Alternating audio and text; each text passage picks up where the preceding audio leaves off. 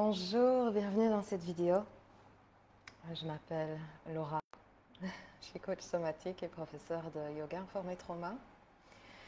Et cette vidéo, elle est en fait spontanée. Ça va être un peu une improvisation. J'ai juste envie de vous partager un peu de mes contemplations en ce moment. Parce que peut-être il y a quelqu'un qui a besoin d'entendre, peut-être pour faire résonance avec ce que tu es peut-être en train de vivre, peut-être faire résonance avec tes propres contemplations, ou peut-être c'est quelque chose que tu as besoin d'entendre parce que tu te trouves peut-être un peu à bout, dans un tunnel et il y a un peu une difficulté à voir, mais où se trouve la lumière. Et ce partage aussi, c'est pour un peu plus expliquer autour de quoi s'articule mon travail. Okay. Donc, quand on parle de yoga informé trauma, quand on parle de coaching somatique, on va parler on va viser en fait qu'est-ce qui nous fait sentir entier dans notre vie. Parce que le trauma par excellence nous fragmente. Et on cherche à être coaché autour du corps parce qu'il y a une fragmentation entre le corps et l'esprit également.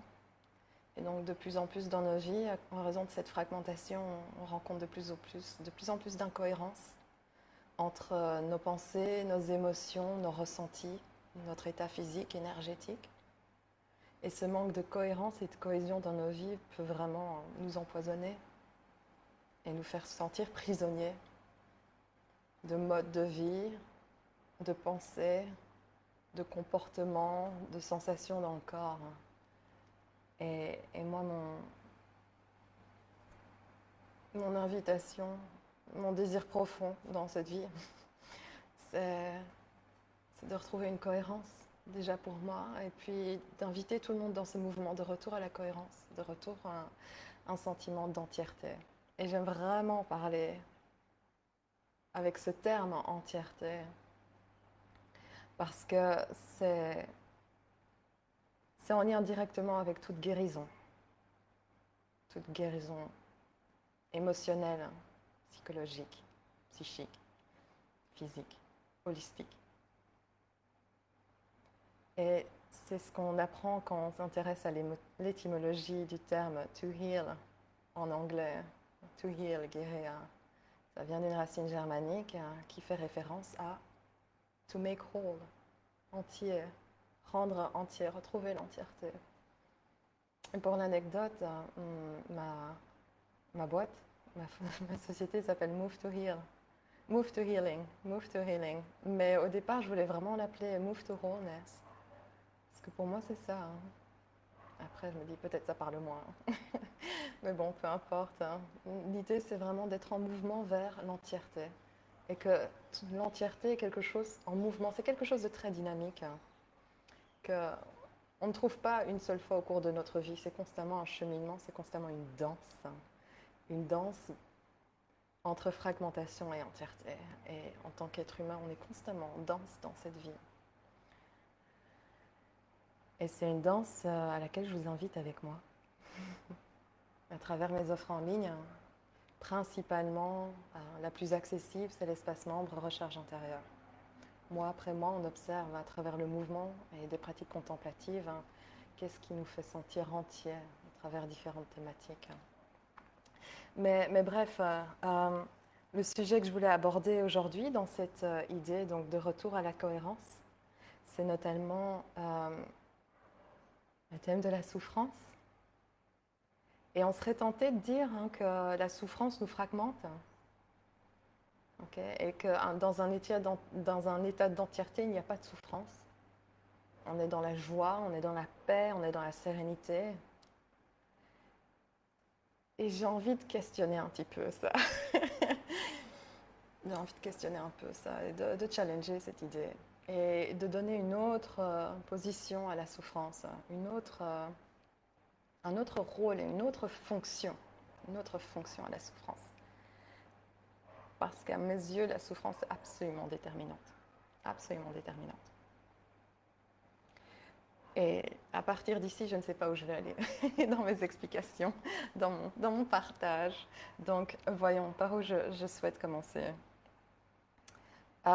Déjà de mon expérience personnelle, de ces derniers mois, de cette dernière année qui a été des montagnes russes et rencontré beaucoup de souffrances émotionnelles. Et sans rentrer dans les détails parce que ce n'est pas le but de ce partage, j'ai contemplé, j'ai exploré les abysses de mon être, les abysses de ma souffrance. Je ne savais pas que ces abysses pouvaient être aussi profonds. Et en partageant mon histoire, j'ai envie de pouvoir te donner l'occasion de voir ce qui fait écho en toi. C'est de te dire, waouh, je n'étais pas descendue aussi bas de ma vie ou depuis longtemps. Est-ce que ça t'est déjà arrivé, ce type de réalisation? Et sache que tu n'es pas seul à descendre profondément dans ces abysses-là. On est nombreux à le faire. Et cette souffrance, elle est d'autant plus difficile quand on la vit seule. Et je me souviens d'un échange particulier avec une amie où voilà, je lui parlais de ce qui m'arrivait. Elle me disait à quel point ça fait mal. Et elle me disait, je suis tellement désolée. Et une magnifique réponse qu'elle m'a dite, c'est si je pouvais, je prendrais cette souffrance pour que nul n'ait plus à souffrir. Je la prendrais, je l'enlèverais si je pouvais. Je l'enlèverais de toi. Et je trouve ça magnifique, comme témoignage entre amis, évidemment. Et d'un autre côté, il y a quelque chose là dans la souffrance qui ne devrait pas être enlevé. Ça, c'est quelque chose que je contemple vraiment. C'est qu'en fait, la souffrance doit être réclamée. Parce que mon hypothèse que j'explore et que je confirme par mon expérience, c'est que la souffrance est en fait l'agent actif de toute transformation. Et pour donner un simple exemple que j'ai déjà mentionné sur les réseaux plusieurs reprises, une des choses qui me cause de la souffrance, évidemment, qui me fait souffrir dans ma vie depuis quelques mois, c'est avoir perdu mon papa. C'est porter le deuil de mon papa et il me manque terriblement.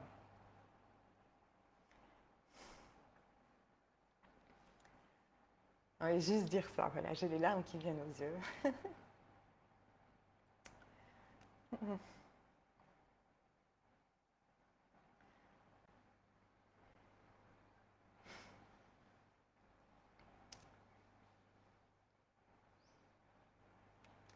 Il me manque beaucoup. Mais je vois que si je me refuse à la souffrance, il n'y a pas d'évolution. Il n'y a pas de transformation, c'est une stagnation. Tout ce à quoi on se refuse empêche notre devenir. Et se refuser à la souffrance, c'est le refus d'être transformé par cette vie. Vraiment. Et je contemple cette dimension transformative de la souffrance avec une contemplation sur le mouvement, évidemment. Parce que c'est ce qui me fascine, c'est ce qui me passionne et c'est ce à quoi je me dédie autant dans ma vie personnelle que professionnelle, c'est le mouvement, c'est l'observation du mouvement. Parce que le mouvement est un langage, c'est notre premier langage qui nous dit beaucoup plus que tout autre langage. La manière dont j'approche le mouvement, c'est vraiment dès ses origines de la vie humaine, c'est-à-dire dès que le spermatozoïde a fécondé l'œuf. Et c'est étudier également ce que les chercheurs, les académiciens, notamment les personnes qui se spécialisent dans l'embryologie, nous disent de la formation de la vie. Et comme quoi, en fait, dès le départ, on est un esprit. Il y a un bouquin d'une praticienne que je recommande qui s'appelle Sheriona Menzam-Seals, qui a écrit un bouquin qui s'intitule Spirit into Form, l'esprit dans la forme, l'esprit qui est insufflé dans une forme. Et en fait, c'est vraiment ce qu'on peut apprendre également des recherches en embryologie, c'est que dès le départ, dès qu'il y a cette fécondation, notre essence, notre esprit est insufflé dans cette forme de vie. Et tout ce qu'on fait jusqu'à maintenant et jusqu'à la fin de nos jours, ça va être d'utiliser cette matière, ce corps physique, pour se révéler. Okay. L'embryon ne fait que ça. Il utilise ce qui est là, ce qui est disponible, les cellules disponibles, et il forme ces cellules grâce à son esprit. Il forme ces cellules, développe pour qu'un corps humain se développe. Et le corps humain ne cesse jamais de changer, est tout le temps en transformation, tout le temps. Même après avoir pris notre première inspiration dans ce monde, même après être sorti du ventre de notre maman, on est continuellement en transformation. Continuellement. Et à tout âge, ça ne s'arrête jamais. On voit ça aussi juste au niveau du cerveau.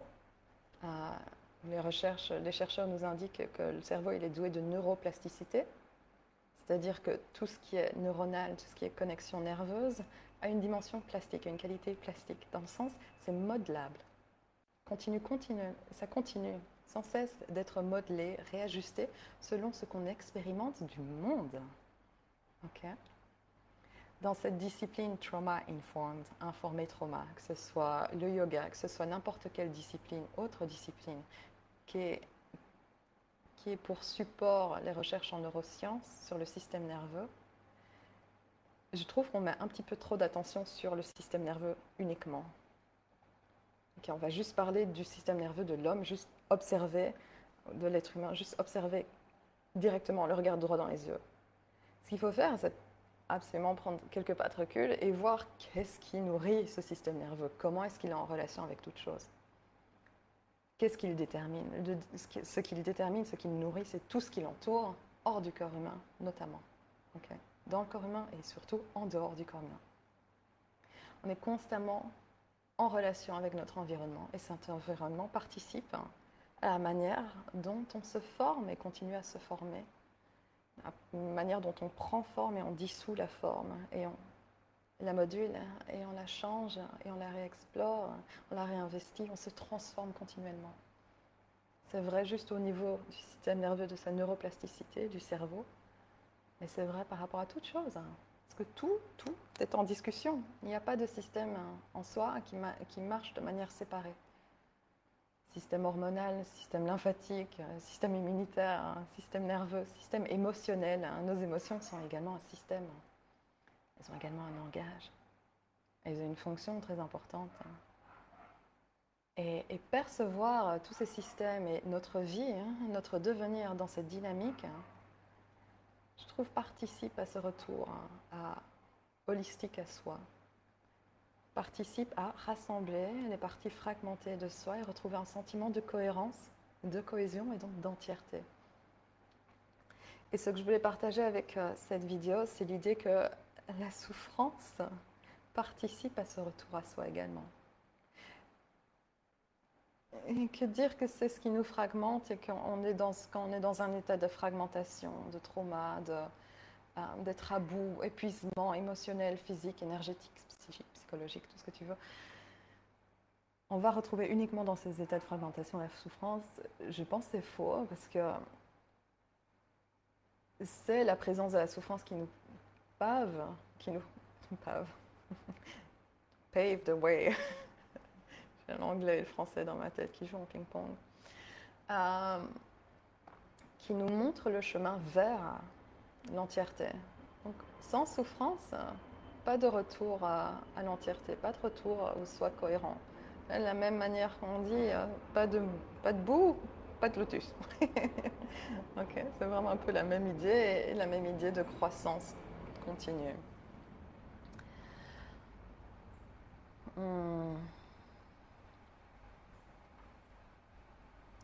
Pourquoi est-ce que la souffrance nous montre le chemin? En fait, le chemin, il est déjà dans plusieurs directions. La souffrance nous appelle à un profond retour à soi. Donc, c'est prendre quelques pas en arrière, en quelque sorte. C'est pas juste aller de l'avant vers la croissance, c'est cheminer vers soi. Okay, parce qu'il y a quelque chose qui nous a touchés profondément, il y a quelque chose qui nous a brisé le cœur. Okay. Et un peu comme dans cet art japonais de recoller des objets, comme une tasse, une assiette, qui se sont cassés, recoller ça avec de l'or. C'est pas de l'or, mais vous savez ce que je veux dire. On va recoller ça et on va... vous avez vu ça, j'en suis sûre. On va peut-être appliquer une couleur qui est celle de l'or. Et ça donne des magnifiques reconstitutions de tasses, d'objets cassés. Ça donne tellement beaucoup plus de beauté. Et je pense que c'est exactement ça que fait la souffrance pour soi. Elle nous indique où est-ce qu'il faut insuffler un petit peu plus d'amour, de réparation, et de lumière, et de luminosité.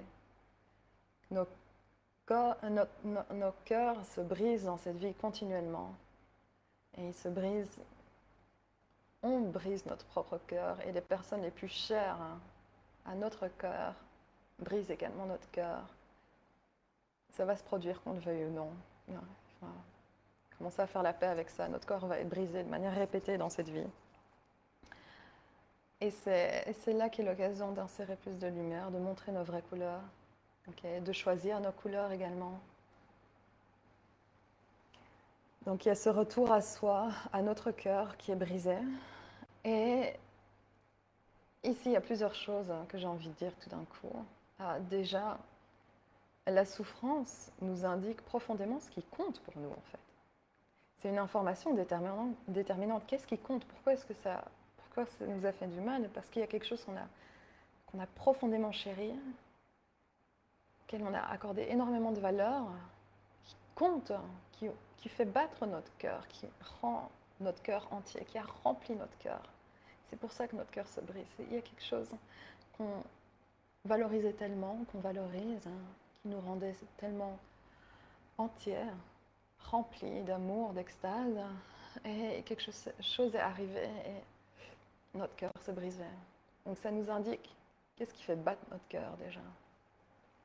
Une autre chose que la souffrance nous apprend, et ça j'ai envie de paraphraser à un auteur que j'aime beaucoup qui s'appelle Marc Nepo, et poète notamment, qui dit quand le cœur se brise, il ne faut pas tellement regarder ce qui brise le cœur, mais ce qui se trouve dans cette ouverture du cœur, le nouveau soi qui apparaît parce que le cœur s'est brisé.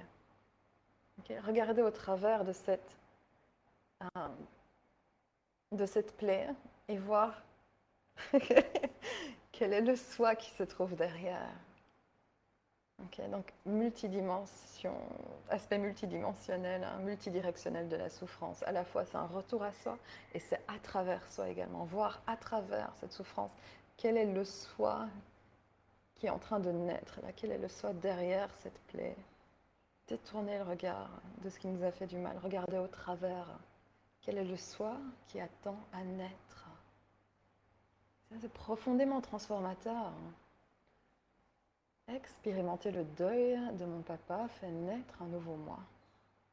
Et il est nécessaire, c'est ça aussi, il est absolument nécessaire de regarder ce nouveau soi parce que c'est exactement ce soi-là qui va nous permettre de traverser ce qu'on vit. Si on se refuse à cette souffrance, à cette plaie, à cette fragmentation de soi, on ne fait jamais naître la personne qu'on a besoin d'être pour traverser cette douleur. Et moi, tout ce que je peux dire, c'est que expérimenter la perte de mon papa, ça fait naître quelqu'un qui est une Laura qui est beaucoup plus résiliente, beaucoup plus forte et tellement plus dans la gratitude, dans l'amour. Ça m'a ouvert à beaucoup de choses. Et ouais, je vais juste en rester là. Ça m'a ouvert à beaucoup de choses. Et c'est quelque chose, il faut suivre le mouvement. Et se laisser porter par le mouvement d'ouverture, le cœur qui se brise à travers et laisser notre lumière radier pour aider à remettre les morceaux en place. Et ils continueront à être tenus ensemble, ces morceaux fragmentés par la lumière avec lesquels on les a recollés, exactement comme cet art japonais de recoller les choses et avec ces traces d'or entre. On est notre œuvre d'art. On est notre projet artistique, on est notre propre œuvre d'art. Et cet art du retour à l'entièreté, de la réparation, est notre art à tous. Et ça demande de parler le langage de la souffrance, de s'y ouvrir.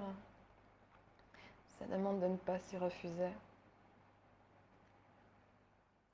Et quelles que soient les réactions qu'on a face à cette souffrance, tout ça compte également dans notre cheminement et dans notre dialogue avec et dans la manière dont on fait de la souffrance une amie. Donc s'il y a une réaction de peur, une réaction de perte de repère, de se sentir perdu, de crainte, d'anxiété, de colère, de se dire j'ai pas mérité ça, j'ai pas mérité de souffrir, tous ces éléments-là font partie du chemin. C'est autant de pavés sur le chemin, multidirectionnel et multidimensionnel, de l'art d'être soi et de devenir soi. C'est vraiment les deux, c'est à la fois l'être et le devenir. Tous ces éléments font partie du cheminement parce qu'ils nous informent de qui on est, okay? Des autres parties de soi qu'on peut tisser ensemble à nouveau avec un fil d'or ou recoller ensemble avec notre lumière.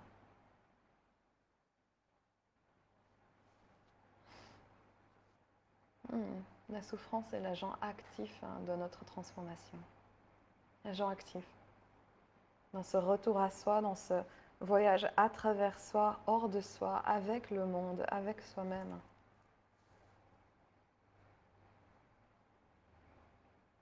Donc il est déterminant également de ne pas enlever la souffrance de quiconque, de laisser à chacun sa souffrance. Et je dis ça pas du tout pas dans une volonté d'exclusion, ok, toi tu vas souffrir en silence, non, ou de non-compassion. C'est rempli de compassion ici le message, parce qu'il y a une autre qualité qui se développe spontanément, coproduction spontanée. Lorsqu'on dit oui à la souffrance, on dit oui à notre qualité de témoin, ability to witness. Et ça, je trouve, c'est tout autant que réclamer sa souffrance, c'est un acte profondément humain. Réclamer notre capacité à être témoin est un devoir humain, témoin de la souffrance de soi, mais évidemment des autres. En étant témoin d'autrui dans sa souffrance, on lui offre un espace où se ressentir davantage. Parce que souffrir tout seul, c'est extrêmement difficile et c'est insupportable, en bien des façons. Mais être avec autrui, prendre les mains d'autrui dans nos propres mains, dans nos propres bras, dans nos cœurs, dans nos pensées, dans nos conversations, être avec l'autre dans sa souffrance, ça c'est lui offrir un espace où se ressentir davantage, avec plus de sécurité et plus de support. Et là, juste prends un moment pour donner des cas concrets où tu as expérimenté ça dans ta vie, où tu as été présent pour un autre dans sa souffrance et tu as vu le bien que ça lui a fait. Ou un autre a été présent à toi dans ta souffrance et tu as vu que c'était absolument nécessaire pour parvenir à traverser ce que tu traversais. Donc à la fois on réclame sa souffrance et à la fois on réclame notre devoir d'être témoin. Ça c'est notre humanité, c'est la fondation de notre humanité, je trouve. C'est parce que notre humanité est sensibilité. Et sensibilité demande de dire oui, de ressentir. Et puis également parce qu'on ressent, on ne peut s'empêcher d'être rempli de compassion également. Et cette compassion doit se traduire dans un acte d'être témoin, de réclamer nos yeux, de réclamer nos cœurs, nos oreilles, notre langue, notre parole. Être pleinement là pour autrui qui s'expérimente dans sa douleur et qui traverse un moment transformateur, mais également douloureux. Et pour conclure, j'ai envie de juste inviter à voir à quel point cette qualité de témoin qu'on offre à autrui, que autrui nous offre, d'être vu, d'être entendu, d'être ressenti, c'est une faculté qu'on peut s'offrir à soi-même. Très difficile à s'offrir à soi-même. Mais on peut apprendre à le faire. Okay. D'agrandir notre capacité, notre espace intérieur où se ressentir en sécurité et avec soutien. Et je parlais du système nerveux qui a à comprendre dans son contexte, pas juste dans notre corps humain, mais également dans le corps du monde. C'est également ça. Être témoin de sa propre souffrance, c'est également fournir un espace au corps pour se ressentir et se ressentir avec le soutien du monde. Et ça, c'est quelque chose auquel le Bouddha nous a invités. Quand, dans son cheminement vers l'éveil, à un moment, il prend la terre à témoin de ses difficultés avec Maya, l'illusion, qui veut lui faire arrêter son cheminement. Il prend la terre à témoin que non, je continue de dédier mon cheminement, mon cœur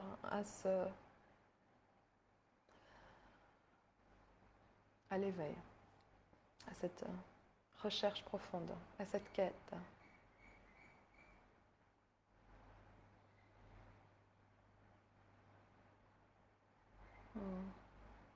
Réclamer sa souffrance et n'enlever la souffrance de personne, mais lui fournir un espace où se ressentir en sécurité, où se ressourcer et faire de même pour soi. Voilà, c'est ce que je voulais partager vraiment depuis quelque temps déjà, toutes ces contemplations autour de la souffrance et cette réconciliation avec la souffrance, dans le sens où c'est notre possibilité de transformation. C'est l'agent transformateur, activement transformateur de nos vies, de notre forme humaine, de qui on est. Et notre vie entière est dédiée au mouvement de soi, au mouvement de nos pensées, de nos émotions, de notre corps. On est constamment en mouvement. Et la souffrance est ce qui nous amène au cœur de soi, littéralement dans notre cœur, qui se brise et qui nous indique quelle personne, quel nouveau soi est en train de naître et le soi qu'on a besoin de devenir pour traverser cette épreuve. Ok. Voilà, c'est tout pour ce partage. Dis-moi si ça résonne avec toi en commentaire, ici sur Facebook ou sur YouTube. Dis-moi ce qui résonne. Et si tu veux apprendre à développer cette qualité d'être témoin,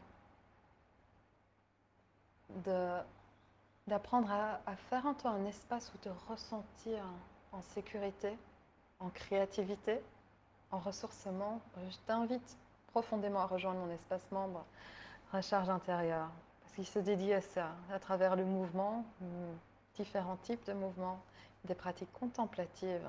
On s'explore soi, on se redécouvre soi, on s'enquête, on est en quête de soi, de la vie, de notre rapport au monde. Et on réclame pleinement notre devenir, notre faculté à devenir. Et tout ça à travers des pratiques simples mais puissantes, qui font entre 10 minutes et 60 minutes. Voilà. Le lien sera quelque part dans la description ou dans les commentaires si tu veux jeter un coup d'œil. Sinon, moi je suis disponible aussi pour répondre à toute question que tu aurais. Et voilà, j'espère te rejoindre. J'espère que tu me rejoindras un de ces jours pour une pratique ensemble. Si tu résonnes avec ce partage, alors j'aimerais beaucoup partager plus avec toi. Ok. Prends soin de toi. Et on se retrouve une prochaine fois.